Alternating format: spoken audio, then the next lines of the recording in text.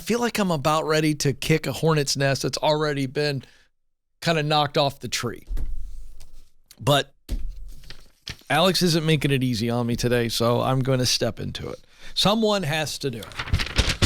All right, so one of the latest viral TikToks and tweets, it's kind of gone nuts on Twitter and TikTok, interestingly enough, is of a young barista by the name of Avery, Starbucks barista, and having a personal moment in the back room of a Starbucks. And Avery's struggling. And I'm going to comment on all sides of this to the best of my ability, but boy, oh boy, did this thing.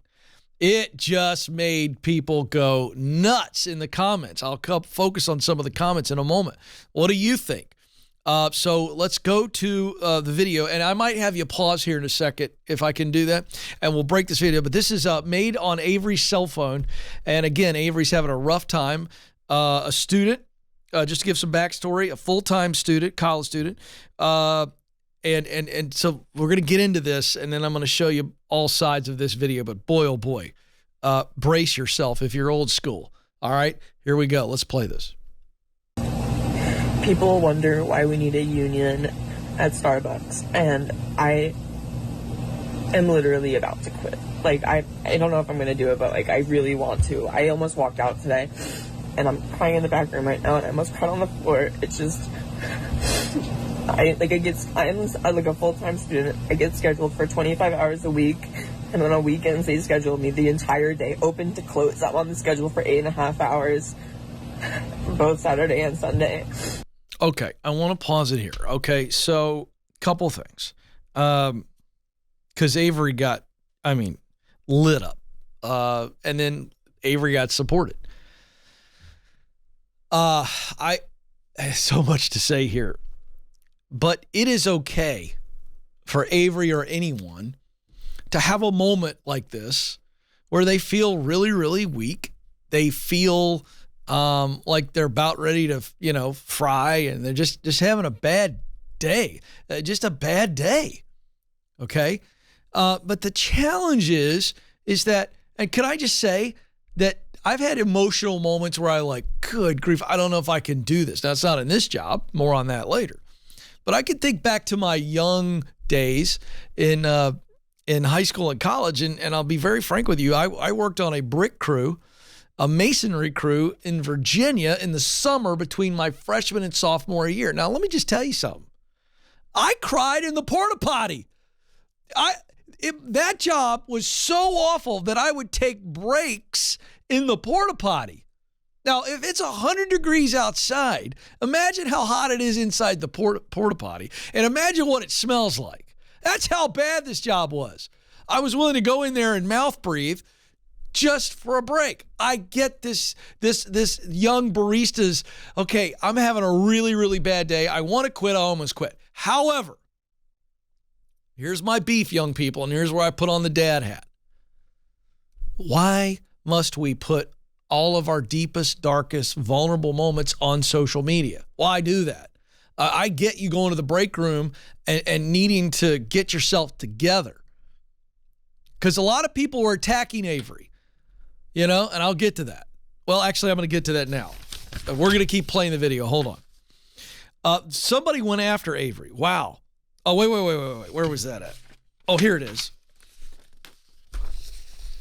Some guy went on. I'm not going to tell you his name. But he goes, I'm mad at the parents. He's reacting to this video. I'm mad at the parents. They failed.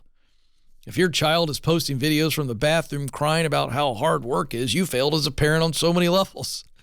And you failed me because somehow I'll eventually end up forced to pay for your failure. All right, so this is like, wow. Okay, so here's my point. I understand why the young barista is feeling this way. But I would say, why are you posting this? Like, this is not something that should be shared. All right, let's continue on with the video. More of this. I'm like 3.5 hours into my shift. There's so many customers, and we have 4 people on the floor all day. Somebody just dropped something. Only 5 people were put on the schedule, and somebody had to call out. And there are 4 people running the whole store, and there's so many customers, and there's possibly scheduled 5 people. We only have 13 people employed at this store. And somebody should get the phone. And We don't have fair scheduling. Managers don't care about us. Our manager was supposed to come in this weekend, and he took himself off the schedule, so he wouldn't be able to be held accountable for calling out. He just literally tore down the schedule that he was scheduled on and put up a new schedule where he wasn't on the schedule. Also, he couldn't have even seen that he was scheduled in the first place because he didn't want to be held accountable for not wanting to come in. They don't want to help us. We need. Okay, so there's the rest of the video. And again, Avery's having a hard time. Okay. I don't watch that and immediately want to attack Avery at all. In fact, I don't want to attack Avery. I'm looking at that going, okay, a couple things. Number one, sounds like the manager, and again, I have to take this at face value. So if Avery's telling the truth, the manager's a bonehead. And if I'm taking Avery at face value, they don't feel valued as much, and they probably are overwhelmed. You can imagine a Starbucks and only 4 people on the floor. But folks, this is where we are right now, where, you know, the managers and Starbucks execs, the answer is not a union, because if they don't have people to cover the shift, it is what it is, which leads me to what I would say to Avery is I would put my arm around Avery and go, hey, listen, number one, I get it. Okay, you're having a rough day and it's a lot. Number two, don't quit because I'm guessing you need the job. Number three, I want to break down hard work for you. And I'm not in any way going after Avery. I'm being serious here. I would try to be a parent figure and say, Avery, listen to me. The reason they call hard work is because it's hard for specific reasons and circumstances.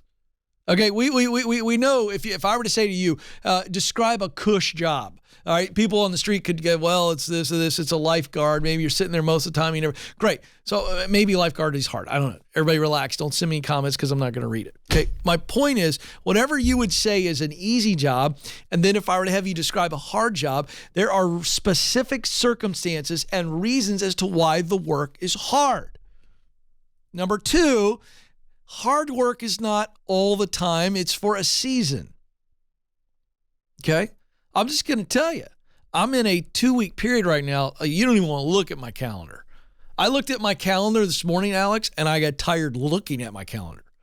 Okay? It's a crazy week. I got a 12-hour day tomorrow. 12 hours. Okay? Nobody needs to send me any, compassion notes. I'm okay. But it's part of the gig. Tomorrow is a really hard day for me. Hard mentally. It's hard. It is what it is.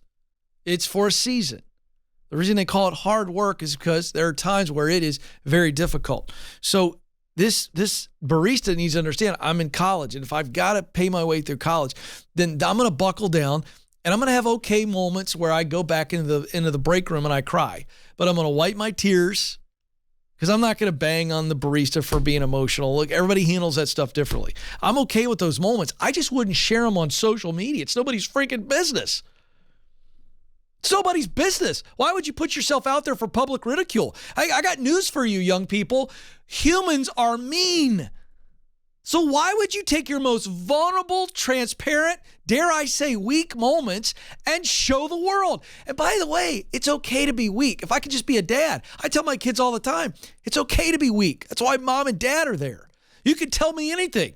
You could snot all over my shirt. I wiped your butt when you were little. I'm not worried about catching your tears.